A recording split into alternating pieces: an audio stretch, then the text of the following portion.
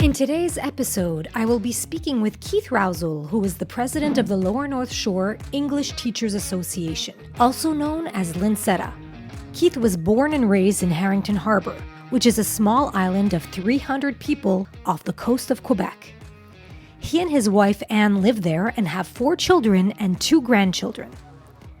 Keith earned a bachelor's degree in elementary education with a minor in science from Memorial University in Newfoundland, and also studied at McGill University.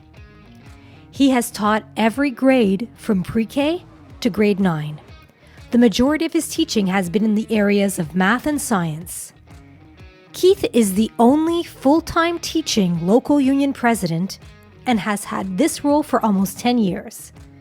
Prior to that, he was part of the QPAT Board of Directors and has been part of the QPAT Provincial Council for 20 years.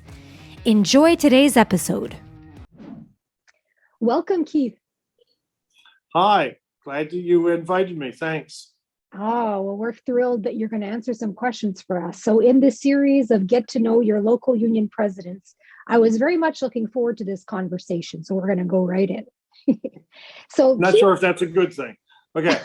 Absolutely. So Keith, please explain what area your local union covers. Most things about the union we have, I'm part of a board, the Letter L board, which has special status, which makes it a little bit more unique. And even within the realm of QPAT, my union deals with the French negotiating side as opposed to the English. But our region, we have within our little board, there are actually 2 teacher unions, one for the French aspect, and I represent the English side. So my schools actually begin at a little town called Kagaska and runs right to the Labrador border, which is about 400 kilometers of coastline, not connected by roads. So when I have to go from school to school, it's usually either by boat or by snowmobile, or I fly part of the way, or it depends. I've went by helicopter lots of times, do a lot of helicoptering. So it's a little bit unique. It's rugged. We're the smallest union, but our members are cover a very wide area. Well, to do that kind of traveling, to become union president, you have to have an adventurous spirit, no doubt. And maybe tell us a little bit about what your journey was to becoming the local union president of LNSETA. I guess like many of, I think from over the years, speaking to many of my counterparts, we all have a unique path. Mine actually grew out of the fact that my second child was born in 1998 and was born with issues and medical issues that required a lot of hospital attention. And to do that, he was in hospital and he was born in August, and September came around, beginning of September, and I contacted my administrator and my director, and said, the situation, and is it possible I could stay? Because my wife, he wasn't released from hospital and looked like he'd be there for, and I was basically told that I'd either come back or lose my job. No mention of sick time, no mention of compassionate leave or family leave, no mention of bank sick time, which I had bank days at that time. So I took my oldest child at the time and left my wife and newborn baby at the hospital and made the drive across Newfoundland and back up the coast took the boat back up the coast to Harrington. And I actually taught for 2 months before I got to see my newborn baby again. And after that, after telling my story to a few people, they said, well, you never spoke to the union? Like, I can't believe they didn't give you time off or you couldn't get anything. So that sparked my interest in union. And as of from 2000 since, I've been an active member and president for now almost 10 years. So that's my road to get into unionism. Started with my own personal needs and just grew to being there to help others not go through what I went through. So that's the path I started on. So, and in actual fact, after 10 years, I actually decided to get out. I was doing the QPAT thing and on the board of directors and what have you. Our president was at the time part of the exec, And then I retired from that and decided just to focus on my teaching. And I bought a business and focused on that. And our president got sick, and basically his wife contacted me. He was in bad shape and nobody really to fill in. So I basically went back to help him and sort of been there ever since. And how many years ago was that? That was several years ago now. Yeah, that was about 10 years ago, I guess, that I got back into it again. So I'd only been out for about, I think, 6 or 8 months when he actually took sick. And luckily he made a good recovery, but then took his retirement, and I've been doing it ever since. So, and I'm anxiously waiting for somebody to replace me, hopefully not due to my medical needs, but the list of volunteers are limited these days. You're a beautiful example of paying it forward. I think you take it to the to a very strong level. So kudos to you for doing that. Thank you. Speaking of which, so your journey has brought you here because the union helped you. But now, knowing everything that you know, what is something that you wish that more teachers knew about the union? Well, again, over the years, I guess, depending on what year you would have asked me, I probably would have had a different answer. I think it's something that always changes. Maybe because I'm getting a little closer to retirement in a few years, I start thinking about these things. But I have a hard time both with union members and with administrations who keep looking at the union as an entity outside. It's a separate entity. It's, even our members, like, well, they could either go to the school board or they could go to the union, and my message, I think, for most people on that is that we're one and the same. The union is part of the school board, and most people don't realize that. Even most school board people don't realize that the unions are part of our work. It gives the union dues, you pay for it. So every teacher is the union. We're all part of the union. So to think of it as a separate thing, it's kind of really not correct. You are part of the union. If you are a teacher and you're working in a school board, whether you support the union, whether you agree with the union, that's your own personal choice. But you are part of the union, and your voice is just as important as any other voice. I sit as the president, but my voice, when most decisions are made, it's done by vote. And my vote is but one of those. So every teacher is equal to me when it comes to the power they have in doing things. And I'd like to make all the teachers know that they have a power. They don't have to be the president. They don't have to be the exec. They don't have to be on the board of the directors or the union rep.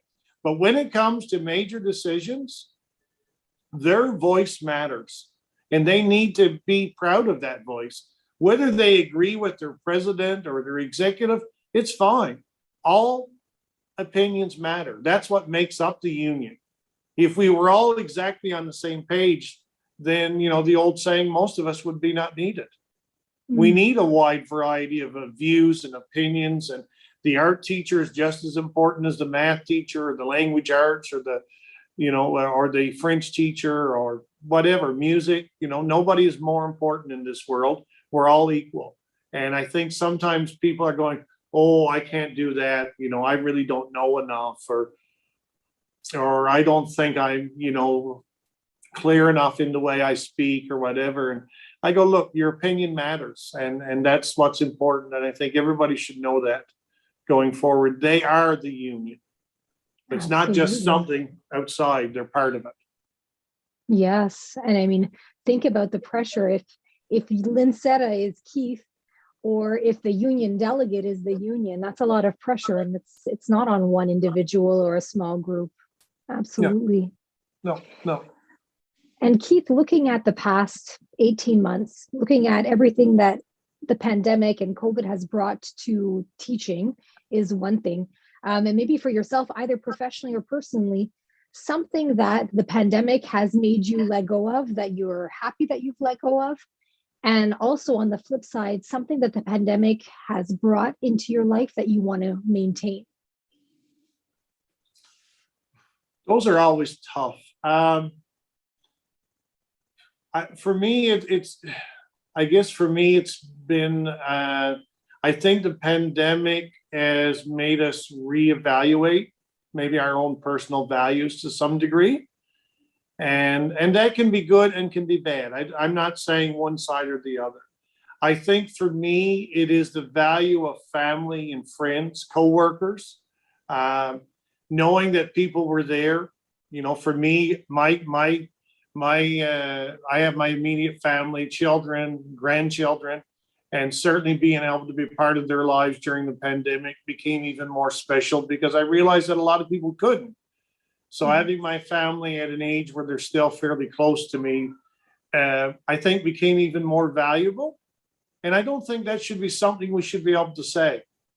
I think that's wrong to be able to say that your family all of a sudden became more valuable because there is nothing more valuable. And I think we should learn to appreciate that. So I hopefully we will hold on to that as we go forward, that holding on to the comfort that we have as our world has shrunk for a lot of us, that we couldn't move outside of our homes or our properties or our communities, that we'll take a little bit more. We've learned to value the little things maybe a bit more, and hopefully we'll hold on to those going forward and appreciate them maybe that much more. Something I hope we could let go of is one of the things that the pandemic is caused us to do is become more and more reliant. I think we had more time. We got caught up into media. We were forced to do everything online, Zooms, Teams, whatever, Google. And people have become more reliant on those. And certainly there are aspects of that which are great. But also we've become more reliant on getting our news from social websites, Facebook, what have you.